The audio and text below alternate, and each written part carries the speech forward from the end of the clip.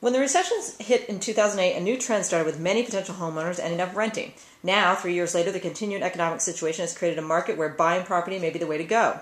Prices are discounted, mortgage rates are at historic lows, and choices are plentiful. Here with us now is Chris Saladino from the Greater Portland Board of Realtors and Ocean Gate Realty for our reality check on real estate. Thanks for being here, Chris. Thank you for having me. Chris, this can be an overwhelming process with the market saturated and banks supposedly not lending to people. So how do you get started in buying a home? Yeah, there's three major steps to getting started in the process. The first is finding a licensed realtor. The second is understanding your financial needs and goals. And then the third is really understanding your housing needs and wants and what fits with your financial goals. And then you just get going from there. So take us through these points. How do you find a good licensed realtor? Like what's the best way to do that if you don't know someone? Yeah, well, I mean, the first thing is talk to your friends, your family. Maybe they've used a broker, a licensed broker, a licensed realtor before, and then you want to treat it like any other situation when you're hiring somebody. You want to interview them. You want to understand their work ethic, how they conduct themselves, and does that fit with you? Right, and how they communicate. Yeah, and how they communicate. That's perfect. So take us. Okay, so what is the best way to determine? So that's great. Then what? Oh God, I need training. I think I need training.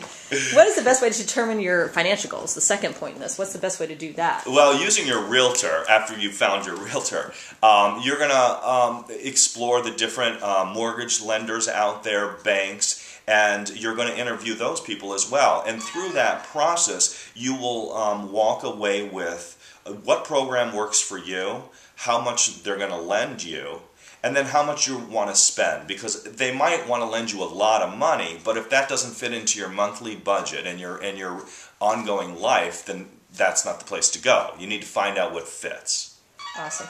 So what is the best way to determine, so let's talk about the third bullet point. Figure out what your wants and needs are. You know, I can figure out, like, I want an in-ground pool, I want a walk-in closet, I want a lot of stuff, but what's the best way to go through this process to make sure it's realistic? Right. Well, it's very important because, again, coming out of the understanding your finances and your goals there will really allow you, next step is to understand what's out there. Do you have to have 2 bathrooms? Do you have to have a garage? Or maybe a garage is a nice to have that you can either put on the property later, or you move to the next step, sell your house and buy a new one. But that's really important because while there is a lot of inventory and a lot of choice for buyers, if you don't know what's important, what your family needs or you need, you're going to be looking forever, and you're never going to find that fit and get into the market. Awesome. I need to. That's a great way. That's a great way. No, but that's a good way to finish up that point, because you need to do all this because you're going to be looking forever, because it's such a big process, so much stuff out there. Yep. Well, thanks, Chris, for being here. That was great, and we'll look forward to the next segment of Reality Check on Real Estate, and and don't snort on TV.